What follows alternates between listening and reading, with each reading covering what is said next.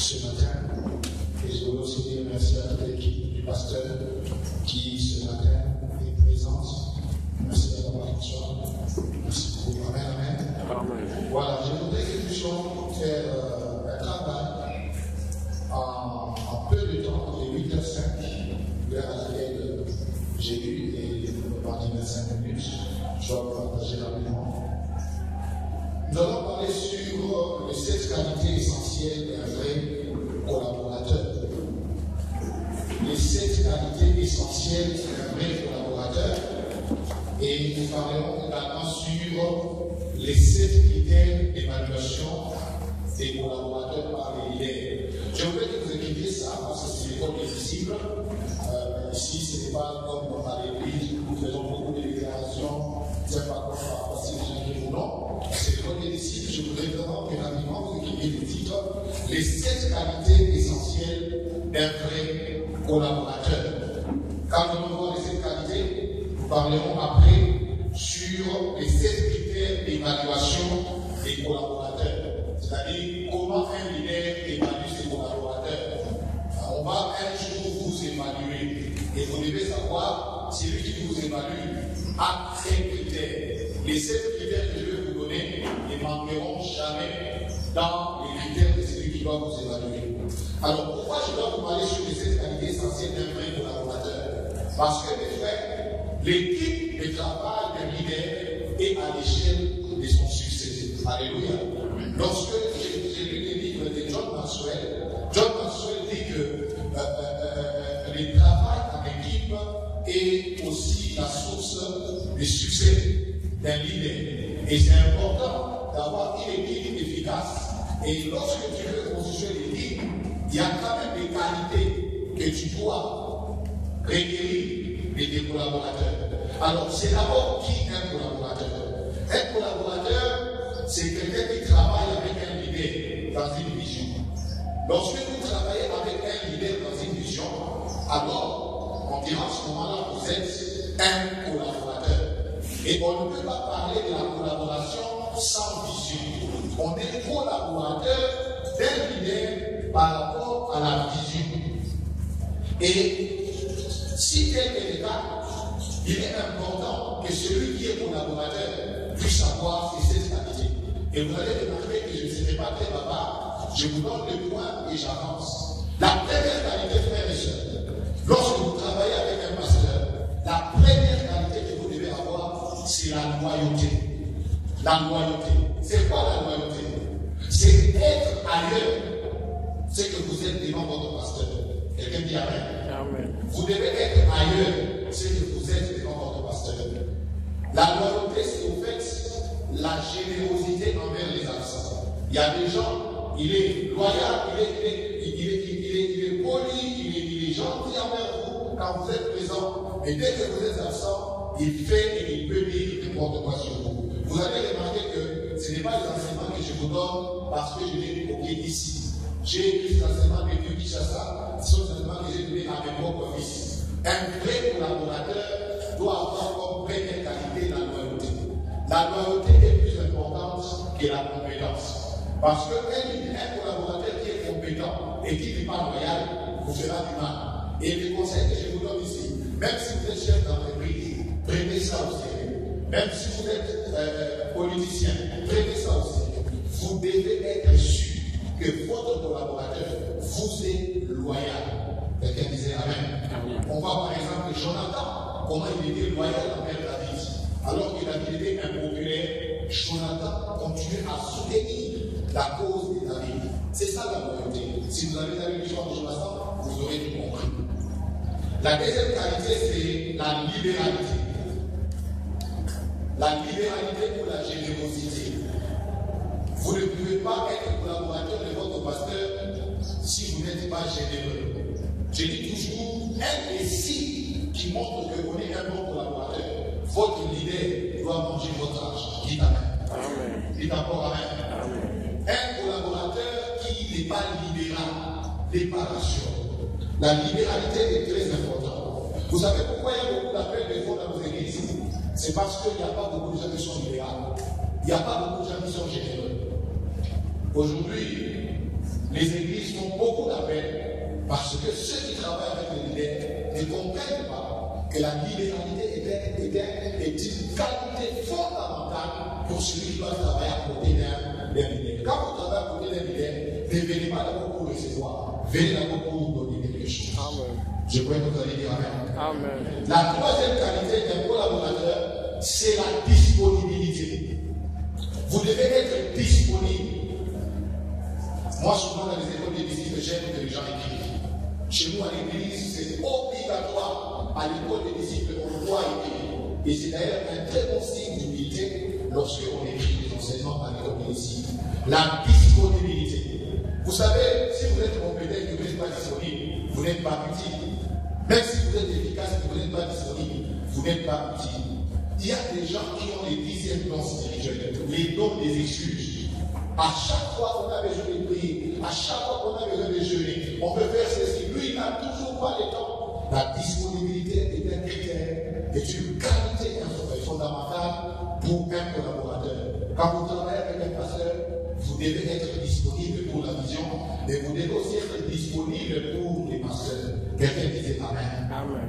Et ce que je vous dis, les bien-aimés, je vous le donne en MP3, certes, mais je veux que vous réalisiez, et c'est très important, quand on travaille dans une église locale avec le pasteur, il faut être disponible. Et je dis toujours ceci, lorsque un collaborateur n'est pas efficace, mais s'il est disponible, je le préfère lui que le collaborateur qui est efficace, mais qui n'est jamais disponible pour vous. La compétence n'a pas de valeur sans la loyauté. La compétence n'a pas de valeur sans la disponibilité. Nous avons besoin dans l'église des hommes et des femmes qui sont disponibles. Quelqu'un disait Amen. Quatrièmement, la quatrième qualité d'un collaborateur, nous sommes en train de parler sur les 16 qualités essentielles d'un vrai collaborateur. Ce sont les méthodes. 16 qualités essentielles d'un vrai collaborateur. La quatrième qualité, nous avons dit, c'est la compétence. Selon vous, c'est quoi la compétence? La compétence, c'est bien faire ce qu'on nous a demandé de faire. Alléluia. Un homme compétent, c'est celui qui est capable de reproduire ce qu'on lui a demandé de faire. Je prie que vous soyez compétents dans le nom de Jésus. Amen. Je disais que Dieu vous fasse des hommes et des femmes compétents au nom de Jésus. Amen. La compétence, c'est cette capacité de reproduire ce qu'on attend de nous. Et vous savez, dernièrement, j'ai dit à mon fils, mon collaborateur, à qui j'ai laissé l'église, je lui ai demandé, je lui ai dit, tu vas parler de tel tel. Il est resté à l'église, il a prêché puissamment, comme si c'était moi-même. Ça fait du bien, alléluia. Ça fait du bien lorsqu'un leader a des collaborateurs compétents, n'est-ce pas? Il peut se reposer parce qu'il est capable, les collaborateurs est capable de reproduire ce qu'on lui a dit de faire. Aujourd'hui, par exemple, en matière de chansons, vous avez écouté, par exemple, ou bien Paul Wilbur en train de chanter une chanson. Et vous, quand vous voulez reproduire ça, vous voulez reproduire ça en Guillaume ou bien en Kiaka. Et là, on ne sait même pas que c'était vraiment en Amérique. Vous voyez? Et même quand on dit, on sait que c'était un peu les Kizombo. Donc c'est triste. La compétence, c'est reproduire ce qu'on t'a demandé de faire et bien le faire. Et on a besoin des gens comme ça, à qui on a investi, sur qui on a investi, et qui sont capables de reproduire ce que nous leur avons marché, n'est-ce pas? Amen. Et cinquièmement, la cinquième qualité d'un collaborateur, bien aimé, c'est l'efficacité. Il y a une différence entre l'efficacité et la compétence. Vous savez laquelle? Un homme compétent ne reproduit que ce qu'on lui a demandé de faire. Alors qu'un homme efficace, il est d'abord compétent, mais il a deux capacités que les compétents n'ont pas. Celui qui est efficace, il prend des initiatives et il peut anticiper. N'est-ce pas vrai? Il prend des initiatives et il peut même anticiper. Par exemple, un papa de l'église m'a appelé, il dit, pasteur, je vais t'acheter les mégaphones. Je ne lui ai pas demandé d'acheter les mégaphones. Mais il sait que nous aurons des sorties d'évangélisation. Et il avance déjà. Il comprend que le mégaphone sera nécessaire. Seigneur, donne des hommes efficaces au nom de Jésus. Déjà, il peut avoir une longueur d'avance. Il sait déjà que le pasteur passera par ses chemins. Et moi, je prépare déjà les mégaphones. C'est ça l'efficacité. Dans l'efficacité, il y a l'anticipation. Dans l'efficacité, il y a des initiatives. C'est triste d'avoir des collaborateurs qui ne prennent aucune initiative. Je vous donnerai l'exemple dans la parabole des talents. On a remis 5 talents au premier, 2 talents à l'autre et 1 talent à un autre. Celui qui avait reçu un talent, il est resté, il a gardé les talents. Et il a dit que je savais que tu es quelqu'un de méchant, tu es ceci. Et le maître est très content de lui. Il dit, tu savais que j'étais comme ceci. Pourquoi tu n'as pas pris mon argent, tu l'as placé dans une banque? Ça aurait produit des résultats. L'efficacité est très importante. Un homme efficace, c'est toujours quelqu'un qui a pénétré la vision de son leader. Vous ne pouvez pas être efficace si vous ne comprenez pas la vision de votre leader, c'est-à-dire la vision du pasteur. Parce que c'est une vision qui a amené à l'existence de l'église. Et vous devez comprendre la vision de l'église pour être efficace dans la vision. Et la sixième qualité d'un vrai collaborateur, la sixième qualité, c'est l'humilité. L'humilité. Mon père spirituel dit que l'humilité, c'est la beauté de la sainteté. Quelqu'un disait Amen. L'humilité est une vertu qui vous permet de voir les qualités des autres. Il n'y a qu'un homme humble qui sait reconnaître les qualités des autres. L'humilité vous fera asseoir alors que l'orgueil vous fera lever. Quelqu'un a dit ceci. L'orgueilleux est comme les haricots pourris. Lorsqu'on prépare les haricots de bonne qualité descendent et les haricots de mauvaise qualité montent au-dessus. Et vous savez qu'est-ce qui arrive avec les haricots pourris? Les haricots pourris ne montent pas à la table, n'est-ce pas? On enlève ça. Les haricots pourris montent demain, alors que les haricots de bonne qualité descendent. Et la Bible dit, humiliez-vous sous la main présence de Dieu, afin qu'au-delà convenable, que Dieu vous aide. L'humilité n'est pas innée. Et l'humilité d'aujourd'hui n'est pas l'humilité de toujours. Il y aura des situations de la vie qui vous exposeront à l'orgueil. Mais l'humilité est une qualité que nous devons rechercher. Et c'est important, frères et sœurs, lorsque dans l'équipe de travail, nous servons Dieu avec des hommes et des femmes qui sont humbles. Un homme humble écoute des remarques. Il écoute des remarques. Il accepte l'autorité des gens. Il y a des gens qui sont allergiques à l'autorité. À tout moment, il est blessé. Au moment mal parlé, au moment choisi. Parce qu'on n'est pas un. L'humilité fait que nous puissions favoriser la paix. Même quand nous avons raison. Bon, je favorise la paix. C'est vrai, j'ai été mal compris. C'est moi qu'on a dit, je n'ai rien fait, mais je l'ai fait. L'humilité vous poussera parfois à garder les silences là où vous avez raison. L'humilité. Et je ne saurais pas parler en long sur chacun de ces points, parce que chaque point est un enseignement. Et la septième qualité d'un vrai collaborateur, c'est la sagesse. La sagesse vous permet 3 choses. Écrivez ça. La sagesse vous permet 3 choses. Elle vous permet de prévoir les réactions des autres. Il y a des gens qui me regardent, tu sais déjà que si je lui parle comme ça, ils risquent de mal me répondre. Dans une église où j'ai donné cette école de disciples, j'ai conjugué les verbes des fiondolés. Ici, ça n'existe pas. Si vous avez par hasard un membre de l'Académie française, proposez-lui ces verbes, c'est beau, fiondolé. Alléluia.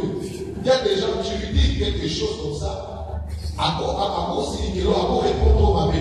Alors la sagesse fait que tu regardes déjà la personne, tu sais que lui, on ne peut pas lui répondre comme ça, on ne peut pas faire ceci avec lui. Ça te permet de prévoir, d'anticiper les réactions. Seigneur, donne des hommes et des femmes sages dans l'église au nom de Jésus. Ouais, tu peux faire une blague avec tel frère. Tu vas faire la même blague avec un autre frère, ça te crée des problèmes. Tu n'avais pas anticipé. Deuxième chose, la sagesse nous permet de gérer les gens. La sagesse nous permet de gérer. J'allais même dire les diriger. J'ai remarqué que les femmes n'aiment pas être dirigées par les femmes. Vous savez ça? Les femmes n'aiment pas être dirigées par les femmes. Et je vous donne ce secret parce que je l'ai donné chez moi à l'église. Si vous êtes leader des femmes, ou bien si vous êtes devant dans une réunion de femmes, ne parlez pas trop de votre famille. Ne parlez pas trop de votre mari. Et c'est ça l'erreur des femmes. Quand ils parlent de micro, elle veut montrer à toutes les autres femmes que son mariage est le mariage le plus parfait, que son mari, et les autres femmes ne supportent pas ça. Une femme n'aime pas une autre femme qui parle pour elle. Est-ce que vous savez ça? Si vous voulez qu'une femme te résiste, ma soeur, écoute bien. Si tu veux qu'une femme te résiste, quand tu passeras devant, commence à trop parler de ton mari, à trop parler de ta maison. Alors, bon, non, prêche la parole, c'est l'homme, et lui descend de la chair. Est-ce que maman pour dire amen? Donc, la sagesse nous permet de gérer les gens, de gérer les sensibilités des gens. Et troisièmement, la sagesse nous permet de digérer. Certaines personnes, quand tu n'arrives pas à les gérer, digèrent le cerveau. Digérer en ce moment, ça veut dire quoi? Supporter. Il y a des gens, je n'arrive plus à les gérer. Je les digère. Je ne chasse pas de l'église. Je ne peux pas les excommunier. Je disais quelque part, un jeune frère que j'encadre, il m'a répondu tel que j'ai senti. Comment on a ça en soyez? Bien tout le monde là. Bien tout le monde. En soyez de vous. Hein? Ouais, bien tout le monde là. Ils sont venus. On a dit ça. Tu parles en soyez de vous, pas de le cerveau. Donc j'ai senti, on dit ça comment soyez ici. Quand tu sens comme s'il y a des choses qui veulent monter. Les petits m'ont mal répondu, j'avais envie de les dramer. Moi, son pasteur, il m'a mal répondu. Alors, qu'est-ce qu'il faut faire? Il faut laisser pas. Non. Je les jette et je les digère. Dans la vie, certaines personnes, quand tu n'arrives pas à les gérer, digèrent les cerveaux. Alléluia. Qu'ils ne sachent même pas que tu as déjà disqualifié. Continue même à lui sourire. Et dans ton cœur, tu sais qu'il est déjà disqualifié. Alléluia. Alors, rapidement, écrivez les 7 qualités, les 7 critères d'évaluation qu'il y a. Il me reste 7 minutes. Je vais donner ça chacun en 1 minute. 7 critères d'évaluation d'un leader. C'est-à-dire que celui qui doit vous approuver va vous éprouver. Un leader ne peut pas vous approuver s'il ne vous a pas d'abord éprouvé. Il a des critères.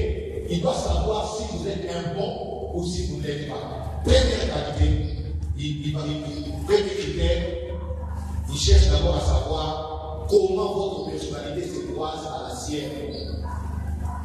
Un leader, il veut savoir est-ce que vos personnalités se croisent. Ça peut être un homme politique. Tout vrai leader, quand il travaille, il veut sentir est-ce que ma personnalité se croise avec celui que je dirige. Si ça se croise, c'est bon. Et c'est pourquoi faites très attention, n'ayez jamais de problème de guerre froide avec un leader. Faites tout pour avoir un climat apaisé. Si vous voulez aller loin dans votre domaine, dans votre travail. Les leaders appellent votre patron, mais si vous voulez parler d'église, c'est les pasteurs. Le deuxième critère, tout leader, quand il veut vous coter, il regarde comment vous vous comportez envers sa femme. Est-ce que vous savez ça? Oui. Comment vous comportez avec sa femme? Je disais dans mon église avant de venir ici, quel est le prénom que vous avez donné à ma femme dans votre répertoire de téléphone? Ma femme s'appelle Foura. Si dans le téléphone vous l'avez appelé Foura, c'est que vous ne m'avez pas respecté. Vous devez, même dans les répertoires, bien l'appeler. Quelqu'un dit quand même amen. Les gens, il faut grandir. Il faut grandir. La femme du leader est les centres de gravité de sa vie. Et si vous ne traitez pas bien avec lui, vous finirez mal. Jean-Baptiste est mort comme ça. Quelqu'un dit amen. Les leaders, quand ils vous comptent, ils regardent comment vous êtes avec sa femme. Si vous êtes en paix, vous honorez sa femme, il se sent honoré par vous.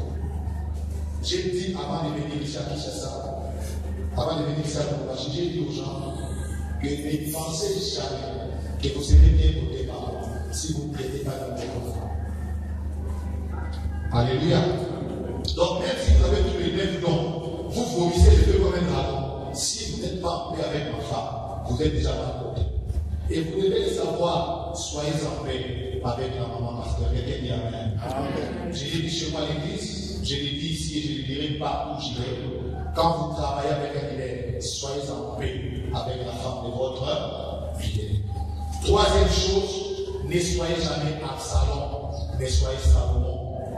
Ne soyez jamais Absalom, soyez soyez Salomon. Les grandes personnes y comprennent. Absalom, quand il veut passer l'autorité, il devient leader sous un leader. David avait ramené Absalom dans les camps et Absalom a commencé à faire des jugements, des faveurs pour attirer la sympathie des gens au détriment de David. Il y a des gens comme ça qui lui donnent un poste de responsabilité. Ils deviennent des dates. Est-ce que si ils ont déjà commencé à avoir des dates, à qui ça c'est devenu une épidémie. Tout le monde est date. Et à l'église, il y a des gens qui donnent un petit pouvoir. À l'église, ils deviennent date de tout le monde. Et ils ne renforcent même pas les dates du principal. Les Absaloms ne sont pas bienvenus dans l'église. Et quand un leader commence à sentir que tu commences à renforcer ton leadership là où il t'a placé, à son détriment, alors un leader insécurisé est toujours charnel. Alors le bon match quoi va vous bien. C'est pourquoi dans la vie, soyez Salomon, ne soyez pas Absalom. Quatrièmement, votre travail doit refléter la pensée du leader. Votre travail doit refléter la pensée du leader. Quand on te dit tu dois modérer, quand on te dit tu dois prêcher, moi je ne comprends pas ces personnes. Votre pasteur a prêché. Et quand on te dit tu vas conduire la prière, tu viens, oh non, on va méditer une pensée. Eh, pardon! Conduis-nous dans la prière, dans la pensée du Père. Quelqu'un dit Amen. Quand on travaille sur notre Père spirituel, c'était toujours comme ça. Quand il a dit de prêcher, si tu dis tu vas prêcher, tu sais que je dois renforcer ce qu'il lui a dit. Vous avez compris la sagesse? C'est une grave responsabilité quand les pasteurs a prêché et que les maintenant prêchent après nous. Il s'appelle quoi? Il veut voir si tu as l'esprit du Christ. Et là, quand on te donne la chair, au lieu de soutenir que les pasteurs avaient passé ici, il n'y a qu'un seul pasteur. Si vous êtes appelé au ministère, vous êtes ministre de Dieu, mais il n'y a qu'un seul pasteur. L'Église dit Amen. Avant de venir, j'ai dit à mes fils, vous tous êtes des frères, dites Amen, ils vont dire Amen. Pourtant, moi, je sais qu'ils sont les pasteurs.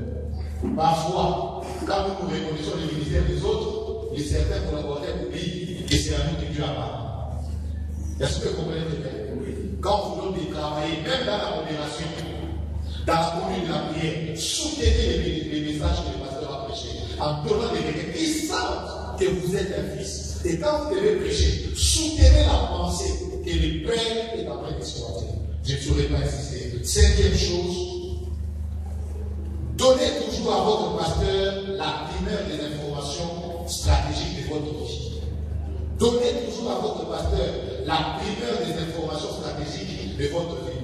Moi, je ne comprends pas certains frères. Tu as trouvé une fiancée, ton pasteur n'est pas au courant. Et même tu as chassé la fiancée, ton pasteur n'est pas au courant. Non, le pasteur peut être au courant. On peut être au courant dans quel rythme tu changes les fiancées pendant l'année. Comme ça, on va te dire, baby, c'est gay.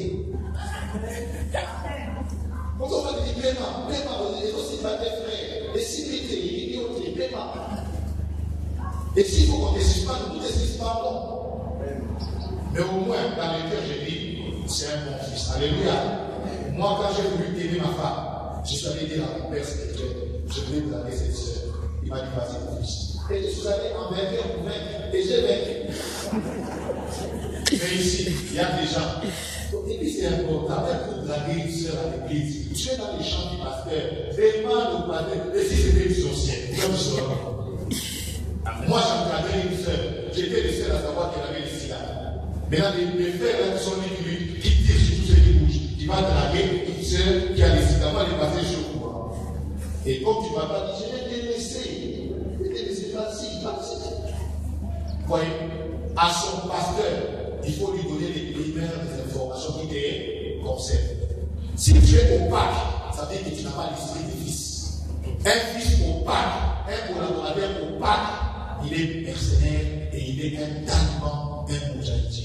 Dites Amen. On n'a pas besoin d'Al-Qaïda dans l'église. Sixièmement, il faut poser des actes qui montrent que vous soutenez la vision. Quel est l'acte que vous avez déjà posé dans cette église qui montre que vous avez la vision? Vous soutenez la vision. Il y a déjà des choses qui ne les entendent pas. Tout le monde a la conviction de soutenir, d'acheter les tonnes là-bas pour l'université, l'église à l'université là-bas. Non, lui, il n'est pas convaincu. Oh non, il faut aller à l'hôpital de nos malades. Non, frère. Il ne faut pas toujours être un antibat dans l'église. Et sincèrement, avoir l'esprit d'équipe et le sens du service. Un pasteur, quand il te regarde, il doit sentir que tu as l'esprit d'équipe.